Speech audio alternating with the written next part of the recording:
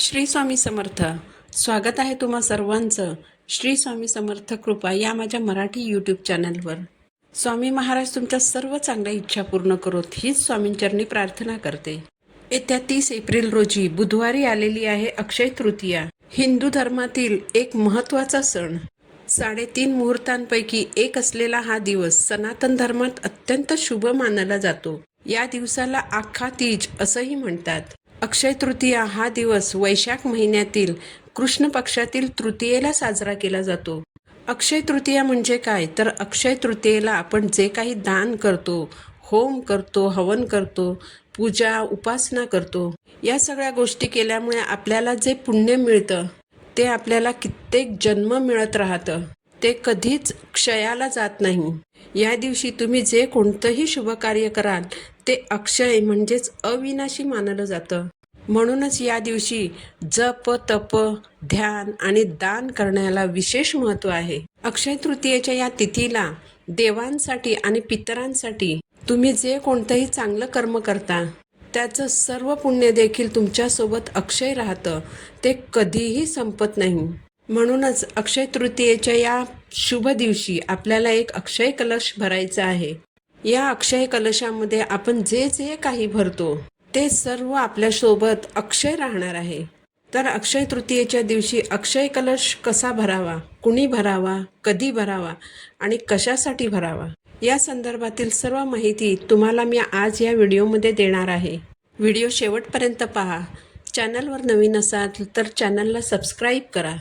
सगळ्यात पहिलं म्हणजे अक्षय कलश कोण भरू शकतं तर अक्षय कलश हा कोणीही स्त्री किंवा पुरुष भरू शकतात. दुसरं म्हणजे अक्षय तृतीयेच्या दिवशी हा कलश कधी भरावा तर बघा, अक्षय तृतीयेच्या दिवशी सकाळी लवकरात लवकर म्हणजे सकाळी जेवढ्या लवकर भरता येईल तेवढ्या लवकर हा अक्षय कलश आपल्याला भरायचा आहे. यासाठी अक्षय तृतीयेच्या दिवशी सकाळी लवकर उठून आंघोळीच्या पाण्यात गंगाजल टाकायचं आणि त्या पाण्याने स्नान करायचं. यामुळे काय होतं, जर आपल्यामध्ये कोणतीही नकारात्मकता असेल, पाण्यामध्ये गंगाजल टाकून स्नान केल्याने ती नकारात्मकता निघून जाईल. बघा, या दिवशी आपल्याला अक्षय कलश भरायचा आहे. तर अक्षय कलश भरण्यापूर्वी आपल्यामध्ये आणि आपल्या घरामध्ये जी कोणतीही नकारात्मकता असेल ती बाहेर काढायचा आपल्याला प्रयत्न करायचा आहे. म्हणूनच स्नान झाल्यानंतर मुख्य दरवाजा स्वच्छ करा. पाण्यामध्ये गोमूत्र आणि हळद टाकून उंबरठा स्वच्छ करा. त्याच पाण्यातलं थोडंसं पाणी दरवाजाच्या बाहेर शिंपडा. उंबरठ्यावर हळदीने लेपन करा. मुख्य दरवाजावर ओल्या हळदीने स्वस्तिक काढा. बघा, हळद माता लक्ष्मीला अतिशय प्रिय आहे. हळद माता लक्ष्मीला आकर्षित करते. त्यामुळे ओल्या हळदीने मुख्य दरवाजावर स्वस्तिक काढा. शिवाय या दिवशी जो अक्षय कलश आपण भरतो तो माता लक्ष्मीला प्रसन्न करून घेण्यासाठी आणि धनप्राप्तीसाठी भरत असतो. अक्षय कलश भरण्यापूर्वी घरातील देवांची पूजा करा, तुळशीची पूजा करा. यानंतर देवघराच्या बाजूला किंवा देवघराच्या समोरही तुम्ही कलश भरू शकता. तर ज्या ठिकाणी कलश भरायचा आहे ती जागा गोमूत्र शिंपडून स्वच्छ करा. त्या जागेवर तांदळाने स्वस्तिक काढा. स्वस्तिकवर हळद कुंकू अर्पण करा. नंतर त्या स्वस्तिकवर पाट किंवा चौरंगा मांडा. चौरंगाभोवती रांगोळी काढा. चौरंगावर पिवळ्या किंवा लाल रंगाचं वस्त्र अंथरा. यानंतर कलश म्हणून आपण जो तांब्या ठेवणार आहोत तो तांब्या स्वच्छ घासून कोरड्या कपड्याने कोरडा करून घ्यायचा. कलशावर कुंकवाने स्वस्तिक काढायचं. स्वस्तिकमध्ये 4 टिंब द्या. स्वस्तिकच्या बाजूला 2 उभ्या रेषा ओढा. सर्वप्रथम आपल्याला दिवा प्रज्वलित करायचा आहे. बघा, आपण अक्षय कलश भरणार आहोत.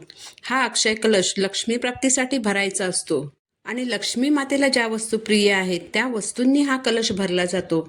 म्हणून जो दिवा आपण लावणार आहोत त्या दिव्यामध्ये तूप घालायचं आहे. दिव्यामध्ये फुलवात घालायची. दिव्याला तांदळाचं किंवा फुलांचं आसन द्यायचं. डायरेक्ट पाटावर किंवा चौरंगावर दिवा कधीही ठेवू नये. तुम्ही एखाद्या प्लेटमध्ये देखील दिवा ठेवू शकता. यानंतर दिवा प्रज्वलित करायचा. दिव्याला हळद कुंकू अक्षता फूल वाहून दिव्याची पूजा करायची. यानंतर चौरंगावर मध्यभागी तांदळाची छोटीशी रास करायची आणि या तांदळामध्ये अष्टदल कमळ काढायचं. कमळ हे सुद्धा लक्ष्मी मातेला अतिशय प्रिय आहे. पण जर तांदळामध्ये अष्टदल कमळ काढणं तुम्हाला शक्य होणार नसेल तर तुम्ही नुसत्या तांदळाच्या राशीवर देखील कलश ठेवू शकता किंवा तांदळाचं स्वस्तिक बनवून त्यावर देखील तुम्ही कलश ठेवू शकता. तांदळावर अक्षय कलश ठेवल्यानंतर हा अक्षय कलश भरायला आपल्याला सुरुवात करायची आहे. अक्षय कलश आपल्याला चौरंगावर ठेवूनच भरायचा आहे. बघा, माता लक्ष्मीला ज्या वस्तू अतिशय प्रिय आहेत त्या वस्तूंनीच हा अक्षय कलश भरायचा आहे. सर्वप्रथम या कलशामध्ये खडे मीठ म्हणजे आपलं जे जाडं मीठ असतं ते भरायचं आहे. यानंतर 21 लवंग घ्यायच्या. लवंग चांगल्या अखंड असाव्यात, फूल असलेल्या असाव्यात. खडे मीठ भरल्यानंतर त्यावर 21 लवंग ठेवायचे आहेत. यानंतर या कलशामध्ये 21 नाणी ठेवायची आहेत. ही नाणी तुम्ही 1 रुपयाची घेऊ शकता, 2 रुपयाची नाणी देखील घेऊ शकता किंवा 5 रुपयांची नाणी देखील तुम्ही कलशामध्ये ठेवू शकता. 21 नाणी कलशामध्ये ठेवल्यानंतर 21 हिरवी वेलची आपल्याला कलशामध्ये ठेवायची आहेत. या हिरव्या वेलचीही चांगल्या असाव्यात, किडलेल्या वगैरे अशा हिरव्या वेलची घ्यायच्या नाहीत. यानंतर माता लक्ष्मीला अतिशय प्रिय असलेल्या पिवळ्या कवड्या यात ठेवायच्या आहेत. पिवळ्या कवड्या ठेवल्यानंतर 11 गोमती चक्र त्यावर ठेवायची. जर तुमच्याकडे चांदीचा शिक्का असेल तर तो देखील तुम्हाला या अक्षय कलशामध्ये ठेवायचा आहे. चांदीचा शिक्का जर तुमच्याकडे नसेल तरी हरकत नाही, कारण ज्या वस्तू आपल्याला कलशामध्ये भरायच्या आहेत त्यातील एखादी वस्तू तुमच्याकडे नसेल तरी चालणार आहे. या सगळ्या वस्तू कलशामध्ये भरून झाल्यानंतर त्यावर आपल्याला पैशांच्या नोटा ठेवायच्या आहेत आणि त्या पैशांच्या नोटांवर तुमच्याकडील एखादा सोन्याचा दागिना ठेवायचा आहे. यानंतर कलशाची पूजा करायची. कलशाला हळद कुंकू अर्पण करायचं, धूपदीपाने ओवाळायचं. आता या वस्तू कलशामध्ये नुसत्या भरून चालणार नाही, तर आपल्याला या सर्व वस्तू अभिमंत्रित करायच्या आहेत. यासाठी आपल्याला 11 वेळेस श्रीसूक्त म्हणायचं आहे. श्रीसूक्तचं 11 वेळा पठण केल्यामुळे या वस्तू अभिमंत्रित होतील. या वस्तू अभिमंत्रित झाल्यानंतरच माता लक्ष्मी या कलशाकडे आकर्षित होईल. याचबरोबर 1 वेळेस विष्णू सहस्रनामाचं देखील पठण करायचं आणि माता लक्ष्मी आणि भगवान विष्णूंना प्रार्थना करायची. घरामध्ये सुखसमृद्धी नांदावी, घराची प्रगती व्हावी, भरभराटी व्हावी यासाठी प्रार्थना करायची. माता लक्ष्मीला घरात स्थिर राहण्यासाठी विनंती करायची. यानंतर कलशाला आपल्याला रव्याच्या खिरीचा किंवा तांदळाच्या खिरीचा नैवेद्य अर्पण करायचा आहे. नैवेद्यावर तुळशीचं एक पान ठेवायचं. यानंतर दुसऱ्या दिवशी सकाळी स्नान झाल्यानंतर या कलशाला पुन्हा हळद कुंकू अर्पण करायचं, धूपदीपाने ओवाळायचं आणि नंतर हा कलश जागेवरून थोडासा हलवायचा.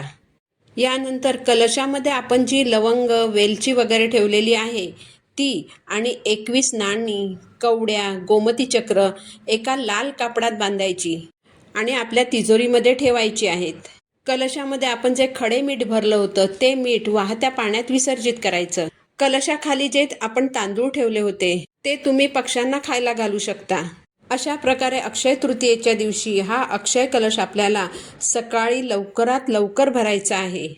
तर अक्षय तृतीयेच्या दिवशी असा एक कलश तुम्ही नक्की भरा, जेणेकरून लक्ष्मी माता तुमच्या घरात अखंड वास करेन. तर झालेली सेवा मी महाराजांच्या चरणी अर्पण करते. पुन्हा भेटू नवीन व्हिडिओसोबत. श्री स्वामी समर्थ.